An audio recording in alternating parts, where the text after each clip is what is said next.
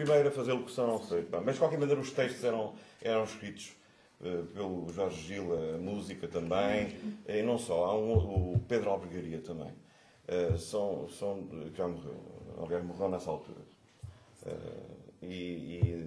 Num desastre de automóvel. Eu penso que eles foram muito determinantes na mudança estética da rádio em Portugal. Trouxeram músicas para a rádio em Portugal que nunca tinham sido ouvidas. Bob Dylan, toda essa gente, não é?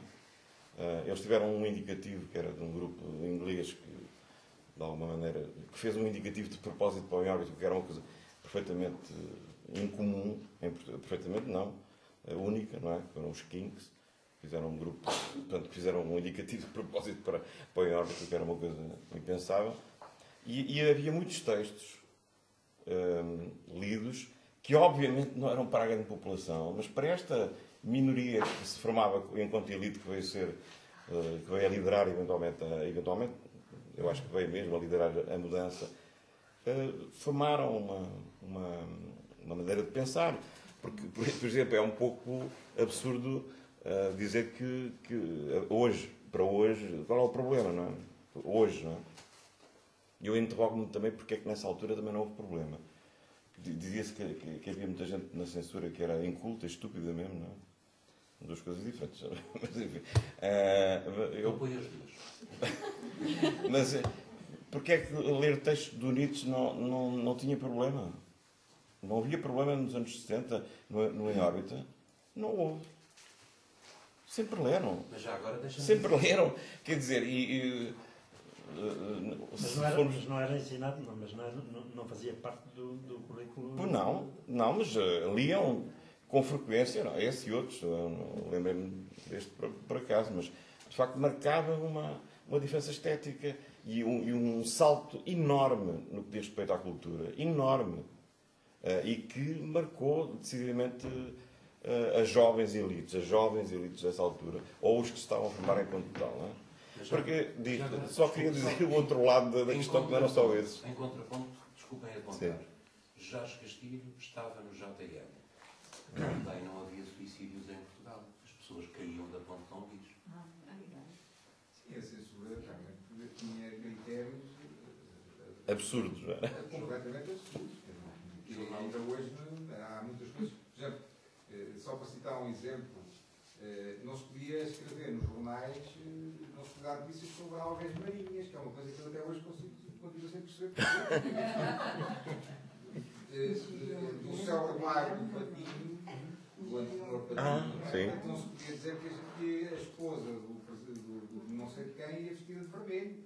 Portanto, aliás, o César Príncipe tem um direito da censura, onde faz restrições notáveis a esse propósito. Quer dizer, não havia critério. O critério era não haver critério. Eu dou um exemplo só muito rápido, para verem aqui, se recorda aqui, é evidente que todos os organismos académicos estavam proscritos, portanto não se podia falar deles, os estudantes eram todos uma camada de inagumos que não faziam nada de positivo. E especialmente os grupos de teatro, eu e o CITAR. Um dia resolvi fazer uma pequena experiência e dar uma notícia em que falava que o Círculo de Iniciação Teatral da Academia de Coimbra ia dar um espetáculo sempre. Isso passou. A censura, o censor, que era uma questão respeitável, ia lá, era citar. O Círculo de Iniciação Teatral da Academia de Coimbra não fazia a mínima ideia, não estava lá na jornalística. Mas já agora que está aqui o representante, o diretor adjunto do Despertar, Tony, boa noite, conheceu o professor Alberto Martins, dos Olivais, personalidade em destaque no basquetebol. Foi jogador, foi treinador de basquetebol e colaborou no Centro Desportivo. Ao mesmo tempo, presidente da Associação Académica em 69, Alberto Martins, hoje o deputado Alberto Martins. Pois imaginem os meus queridos e ilustres amigos aqui presentes que tudo o que ia para a censura escrito pelo Alberto Martins era outro, não é? Era outro, claro. Assim, Alberto Martins, veja o problema de ter alguém com o mesmo nome que o presidente da Direção-Geral, não da Comissão Administrativa, presidente Continuando. Sabes, eu queria contar mais um episódio do absurdo, de facto, da censura. A censura não entrava nesses programas do FM, do Rádio Clube Português. É óbvio que não. Eu penso Nem que sabia se não sei, mas pronto, não desconhecia o Dylan, desconhecia ou não pensava que as pessoas nessa altura, essa gente mais nova aprendia inglês já, não é? E interpretava as letras, etc. Mas havia outras coisas também que eram um bocado absurdas, mas que para mim eram mais difíceis, ou foram mais difíceis de entender. Eu ouvi isto miúdo, enfim, pronto, muito novido, mas lembro-me disto e achei sempre extraordinário como é que aquele homem passou incólume, que foi no Rádio Clube Português também, o Paulo Fernando, que vocês devem lembrar, que era conhecido pelo Paulo Fernando Tac Tac. A partir os discos, exatamente. Tinha uma rubrica chamada Os Discos Partidos, em que dizia, portanto, ele passava tudo o que era hoje em dia chamado Pimba, não é? Que na altura, pronto, Piroso, ou às vezes Nacional Cancionismo.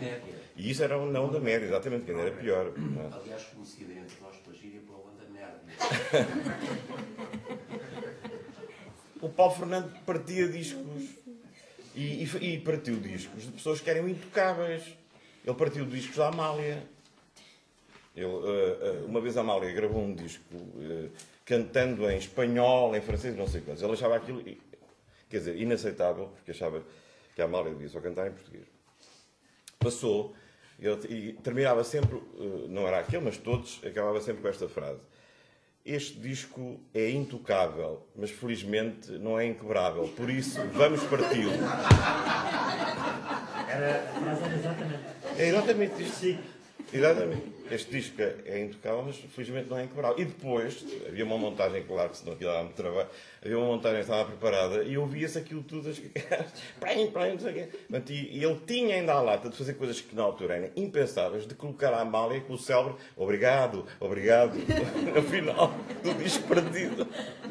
Portanto, eram coisas absolutamente inconcebíveis, que não sei qual era a reação dos censores, mas que passavam perfeitamente. Bom, mas também havia um público especial para isso. Não? Depois, há pouco estavam a falar dos programas que apenas temos esquecido, não é? O Tempo Zip, já falámos aqui, o PBX, já falámos também, a Página 1 dos Jamanão Nunes também. Isso não era provavelmente só a música, eram magazines. Eram magazines e tinha gente que de facto falava de uma maneira que conseguia perfeitamente engolir a censura.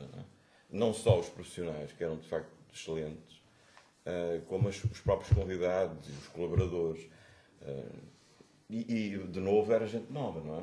Quer dizer, só lembrando que o Tempo Zip, o mais velho era o Fialho Gouveia, não é? O Carlos Cruz, o outro, como é que se chamava? Como se chamava? Como se chama? O Zé Nuno Martins, que o Zé Nuno Martins tinha para aí. Nessa altura tinha para aí 20 anos. Sim, o Zé Nuno Martins apareceu no Tempo Zip ou no Zico Zip na televisão. É, na televisão, exatamente.